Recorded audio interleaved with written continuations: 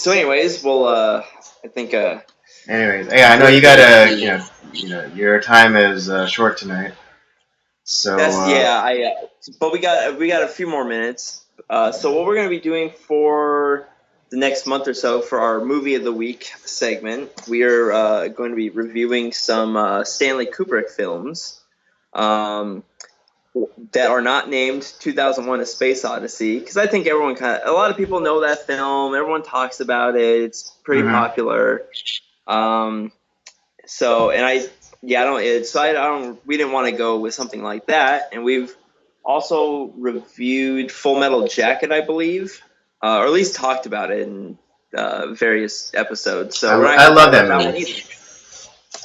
It's a great movie. Yeah. I particularly love the opening scene where the Gunny is just like going off off on them with all the insults. I didn't know they stacked shit that high. I know that. It's like, how tall are you? It's like 5'8". It's like, good God, I didn't know they stacked shit that high. I still, honestly, like I do go back and watch that first half of the film because it's so fucking hilarious. Yeah, I know. I looked it up on YouTube and I have it saved on like a playlist. And I just, every once in a while when I just need like a really good laugh, I just watch it. Yeah. It's like, God, son, you're so ugly. You could be a modern art masterpiece. But yeah, so we're not doing that. We're not doing 2001: Space Odyssey. And so the first one that we're going to be reviewing is Dr. Strangelove. Yes. Or that's not the full title. Yeah, the tagline is How I Stopped Worrying and Learned to Love the Bomb. So, yeah, and this is one that I had not watched before. Mm-hmm. And so I didn't really know what to expect going in. Mm-hmm. And I guess I was expecting it to be kind of more of, kind of more serious, like Full Metal Jacket or 2001: A Space Odyssey where there was, it's definitely had a much more serious tone. This movie didn't quite fit that. I guess it was supposed to be more of a dark comedy. And it felt a little goofier than I was expecting it to be. Yeah, no. For those of you, it's not like full on kind of comedy. It's a very dry humor. Right. So don't expect like big pratfalls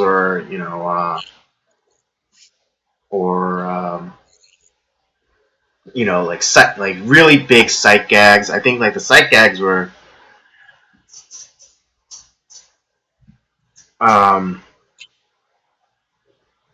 it was it's not like a Dumb and Dumber, it's a very dry humor.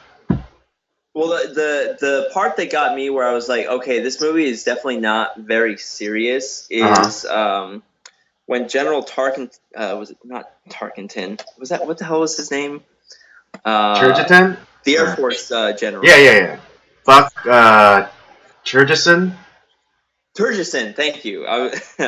Turgeson, he was like kind of going off on a tirade with the president, and as he was backing up, he like tumbles over like a goofball. I was like, what the hell is going on? And that was the moment where I was like, this movie is goofy as fuck right now.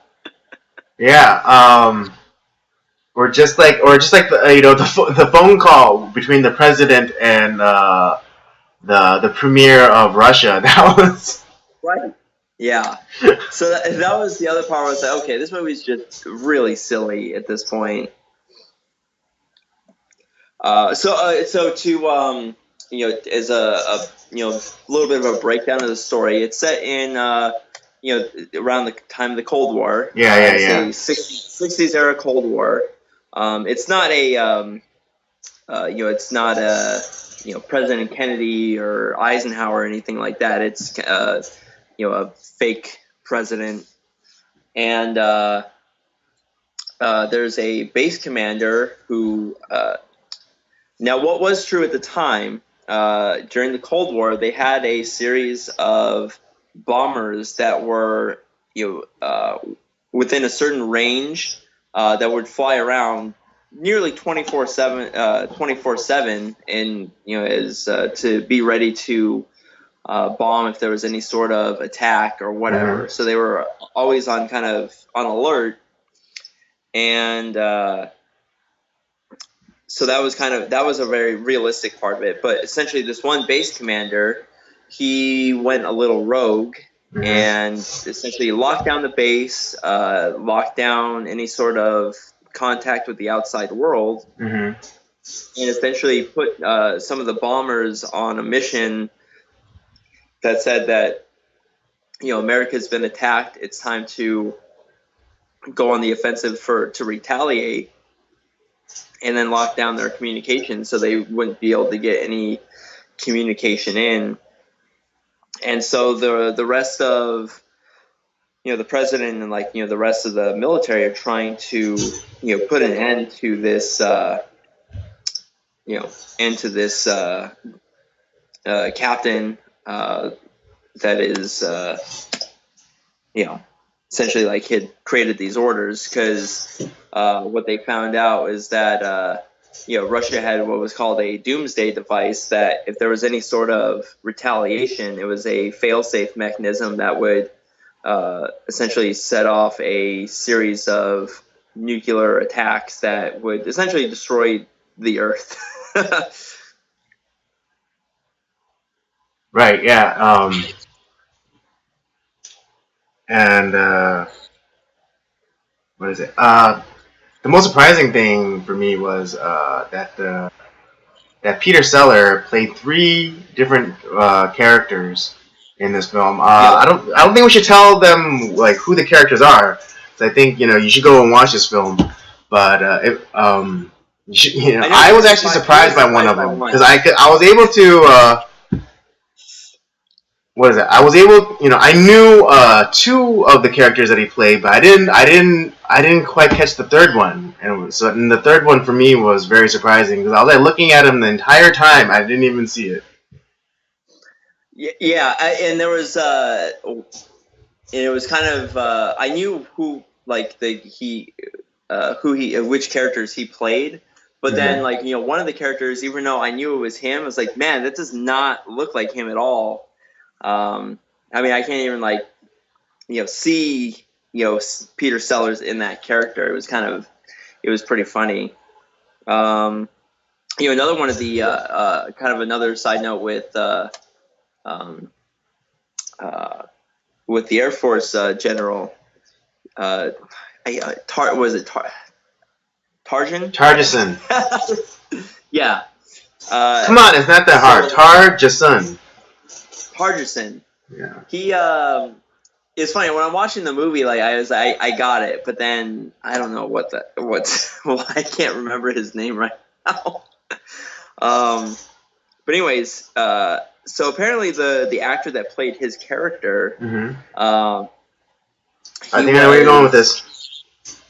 He was playing he felt like that character should be played a little bit more seriously. And so Stanley Kubrick kind of tricked him in a sense. It's like, we're just doing a bunch of different off takes, and be goofy, be silly, do whatever it comes to so he tricked them. And so he did all those scenes, played it up, over the top, and when Stanley Kubrick ended up using those scenes, he's like, he refused to work with Stanley Kubrick again, because he felt like he was humiliated by him because of that. It's like so that was that character he felt was supposed to be played a lot more seriously, and was pretty pissed off that he got tricked into playing it kind of more of the over the top crazy character. Right. I didn't. Wow, that's amazing. Because he's the same the actor who played General Tarjison, he was the same guy who played Patton. Yeah, he So was. yeah, that's pretty surprising. So yeah, that was a little bit of an interesting tidbit about about the movie as well. And one thing that's I think very interesting about Stanley Kubrick, who he's kind of a crazy man. He in a good way, where he was very secretive about his films. He didn't really do trailers. He kept everything very secretive, and he wanted people to be surprised and not sure what to expect going into watching his films.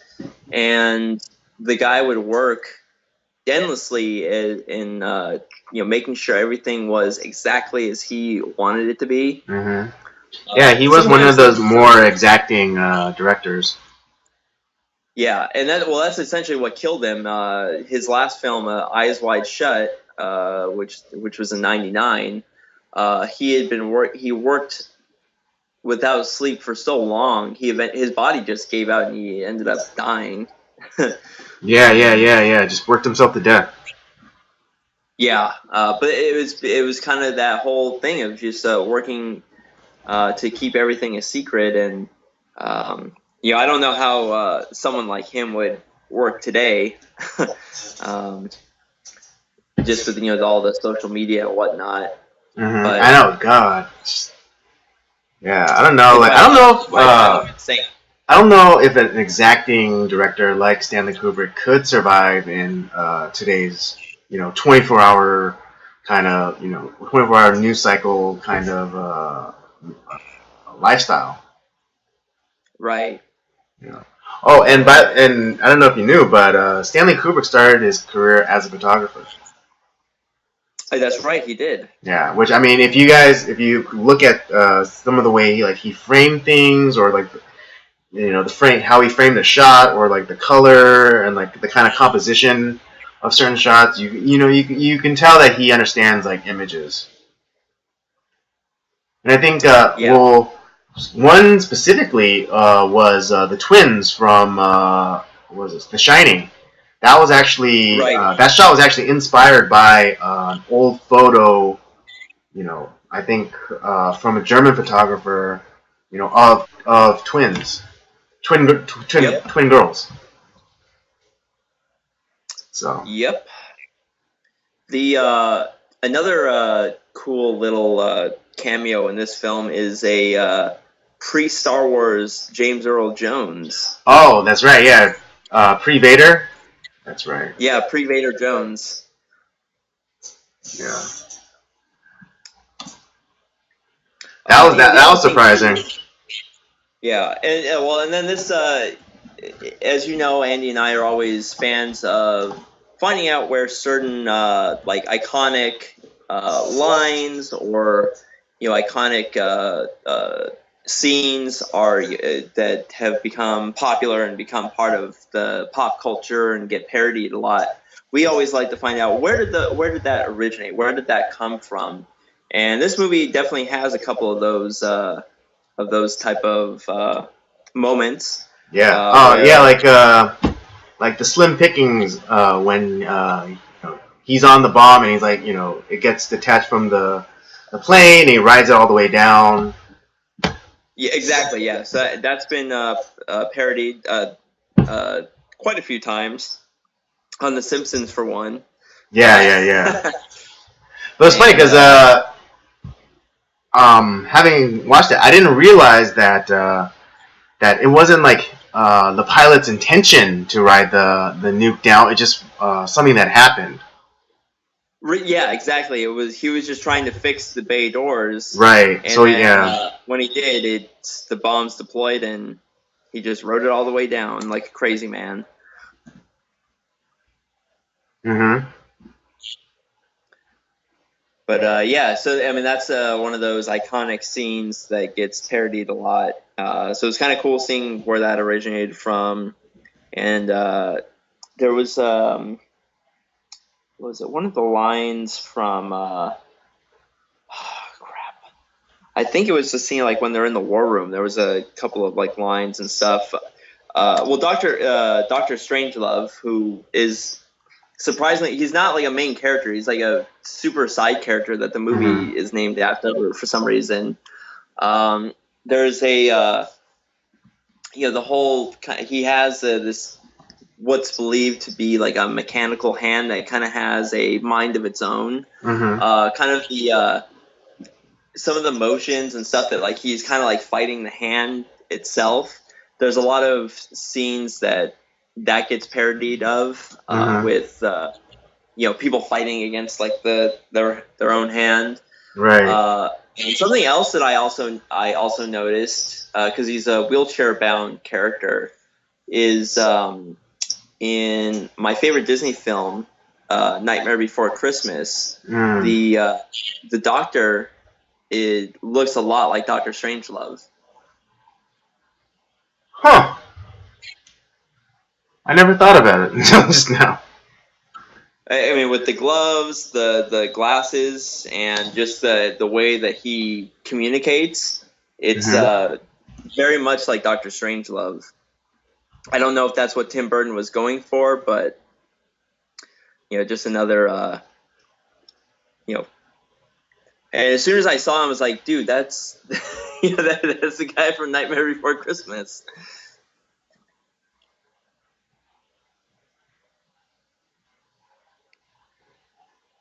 So yeah. Anyways, what are your thoughts? What do you think of the movie, Andy? Like, did you like it? Did you hate it? Was it? I mean, I enjoyed it.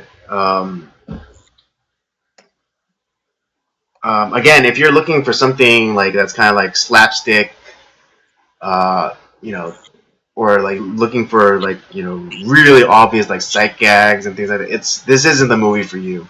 Because the humor is very dry and almost like it can go over your head if you're not like really paying attention. This is like a movie where you need to pay attention, Absolutely. just to get the humor in it. Yep. Because just like like there like again, I mentioned the phone call between the president and the premier, where it's like the president has to let the premier of Russia know that that that nukes are about to be dropped on his country, but they're like having like this kind of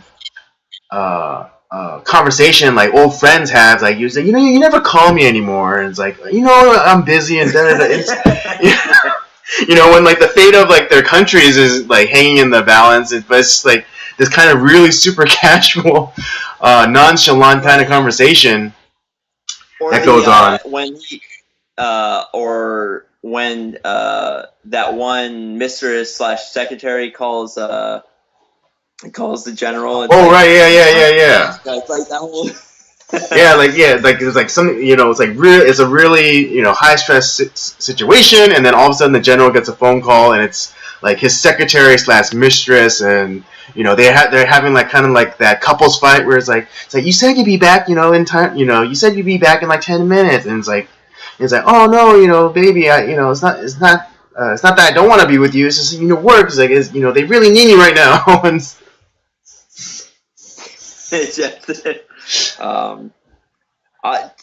I would have to say for me, I liked parts of it. Like there was some of the humor was good.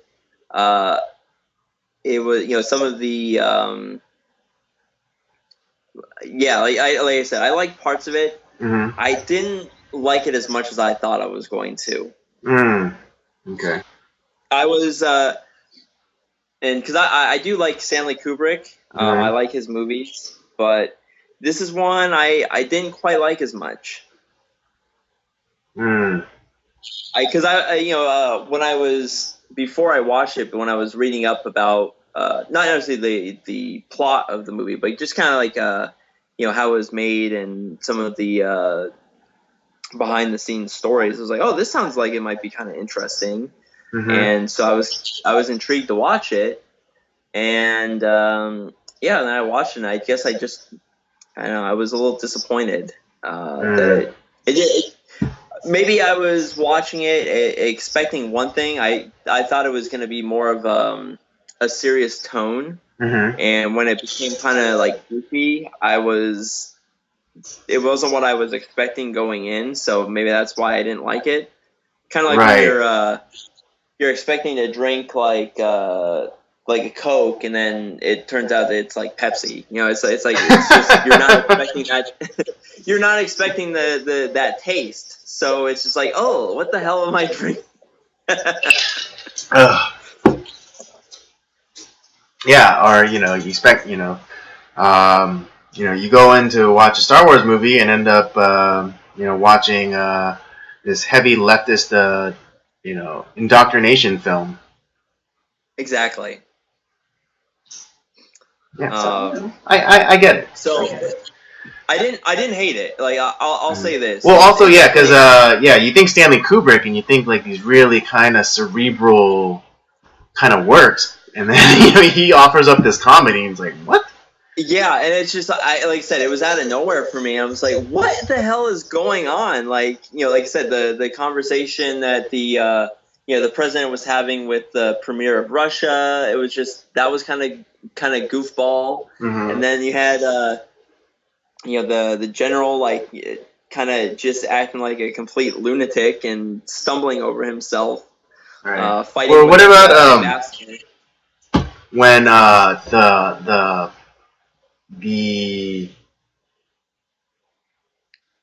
military forces actually get themselves onto the base where the colonel or whatever goes nuts, and the one soldier that gets to oh god, what's Mandrake?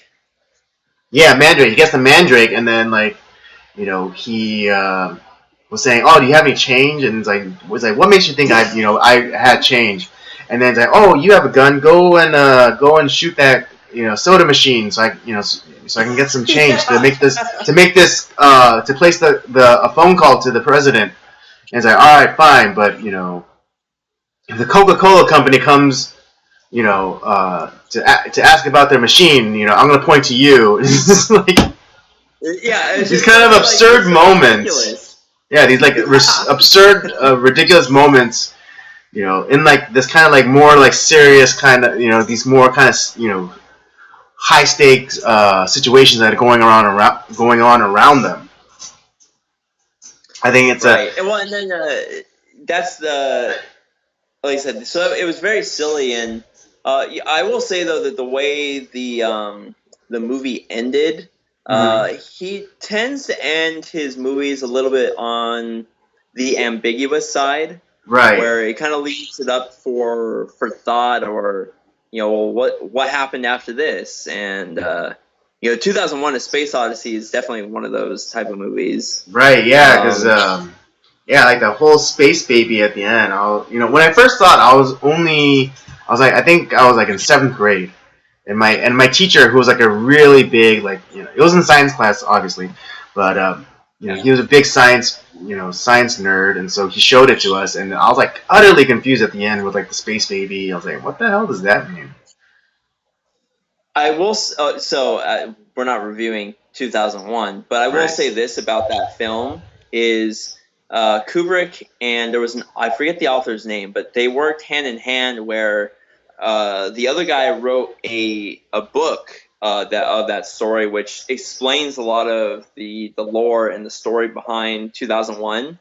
And whereas Stanley Kubrick kind of went more of in his direction, where it's more cerebral and kind of left a lot of stuff up to interpretation.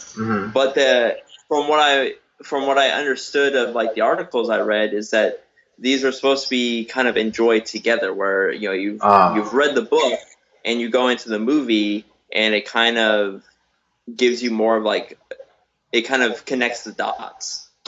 Was that what 2010 was supposed to be?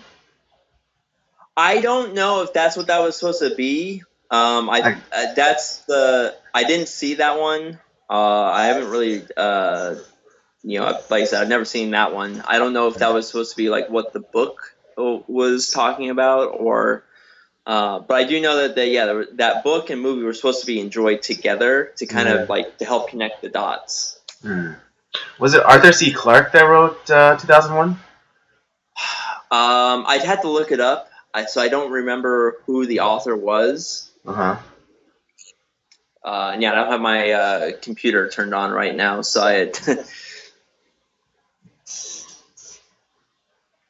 Hold on. Oh, bother. 2000. Sorry. But I will say though, if you're the movie does end ambiguously.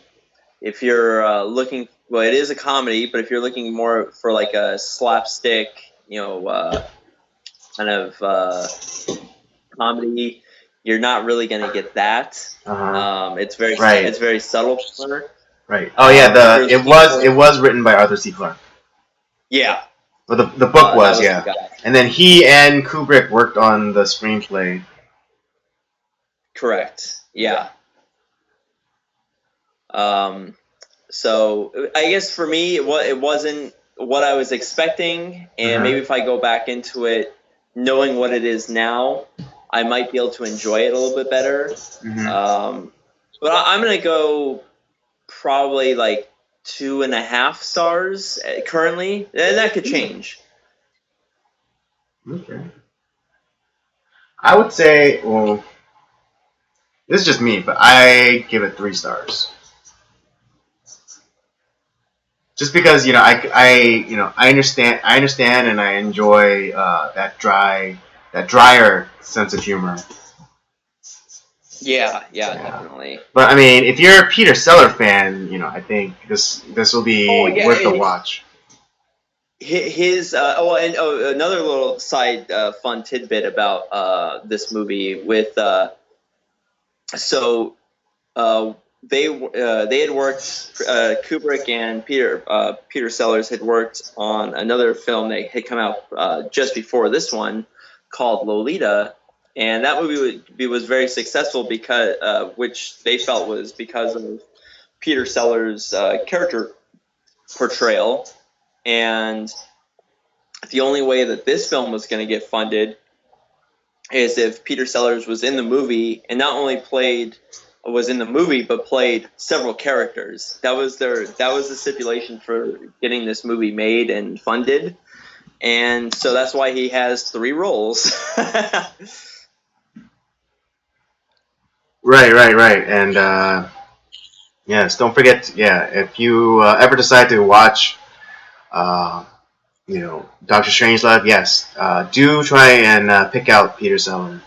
And if you aren't, you have no idea who Peter Sellers is, do yourself a favor and look into his body of work. If nothing, you know him from the Pink Panther. Yeah, he definitely he's definitely the star of the film. He takes the show.